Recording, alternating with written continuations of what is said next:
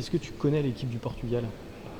Un tout petit peu, ouais, je connais un tout petit peu. Je joue à Barcelone avec un joueur portugais, Gilberto Duarte. Donc j'ai la chance de le côtoyer au quotidien. C'est un bon joueur. Après, j'ai pu aussi voir un petit peu cette composition d'équipe parce que c'est pas une sélection qu'on a l'habitude de jouer. Des joueurs sont passés par le Barça, d'autres évoluent dans le championnat français aussi. Portela qui était au Sporting Portugal et qui maintenant joue à Tremblay. Donc c'est quand même une équipe qui est dangereuse parce qu'il y a des profils qui sont assez intéressants, mais on va y jeter un coup d'œil au fur et à mesure des jours qui viennent avant le premier match.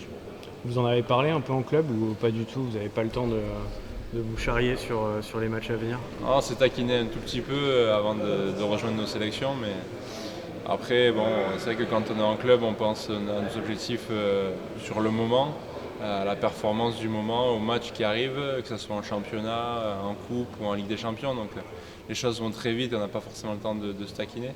Mais bon, j'espère qu'on pourra les taquiner un petit peu après cette semaine. A priori, c'est un match qui est quand même plutôt très abordable pour l'équipe de France. Je crois que les statistiques, c'est 29 victoires et un match nul. Une défaite ou même un match nul, ça ferait désordre pour l'équipe de France. Oui, c'est sûr, surtout que nous, on a toujours l'envie de gagner les matchs, quelles que soient les périodes, que ce soit des qualifications, que ce soit des matchs amicaux, que ce soit des grandes compétitions. On a toujours à cœur de remporter nos rencontres.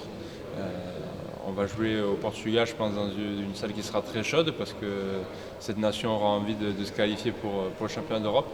Et de notre côté, si on arrive à gagner nos deux rencontres de la semaine, on sera en capacité aussi déjà de valider notre ticket pour cet Euro 2020.